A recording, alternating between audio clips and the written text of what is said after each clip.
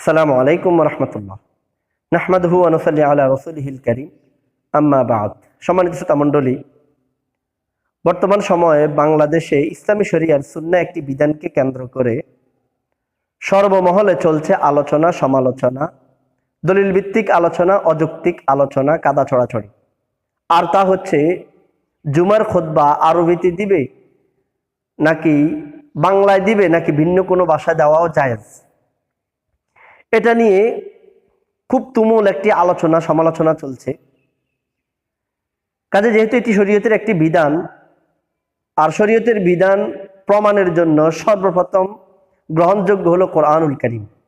এখন আমরা একটু জানার চেষ্টা করি কোরআনুল কারীমে জুমার খুতবাকে নিয়ে কোনো বক্তব্য রয়েছে কিনা।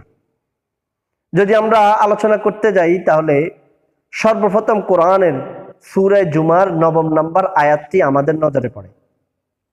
আল্লাহ রাব্বুল আলামিন সূরা জুমার ৯ নম্বর আয়াতে ইরশাদ ফরমান, ইয়া আইয়ুহাল্লাযীনা আমানু, হে ঈমানদারগণেরা, ইযা নুদিয়া লিস-সালাতি মিন ইয়াউমিল জুমআ, যখন জুমার নামাজের সময় হবে, অর্থাৎ জুমার নামাজের আযান দেওয়া হবে, ফাসআউ ইলা যিকরিল্লাহি ওয়া যারুল বাই', তোমরা তোমাদের ব্যবসা বাণিজ্য বন্ধ করে আল্লাহর জিকির শোনার জন্য চলে আসো।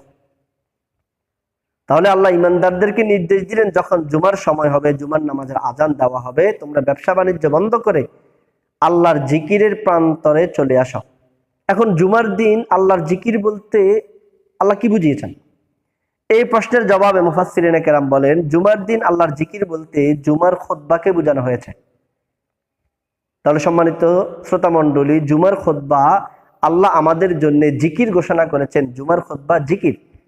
এখন যদি প্রশ্ন করা হয় যে জিকির আরবিতে হবে নাকি বাংলায় হবে, নিঃসন্দেহে এর জবাব আসবে জিকির আরবিতেই হওয়া উত্তম। তাহলে জিকির যদি আরবিতে হওয়া উত্তম হয়ে থাকে, তাহলে জুমার খুতবাটাও তো আল্লাহ আমাদের জন্য জিকির ঘোষণা করেছে, তাহলে সেটা কেন আমরা বাংলায় দেব?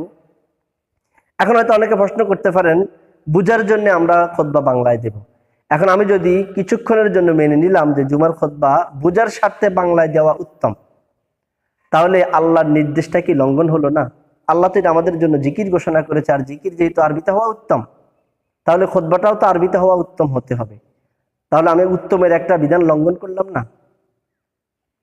কাজে আল্লাহ রাব্বুল আলামিন আমাদেরকে এই ছোট্ট কথাটার উপর আমল করার সেই তৌফিক দান করুন। আসসালামু আলাইকুম ওয়া রাহমাতুল্লাহি ওয়া বারাকাতুহু।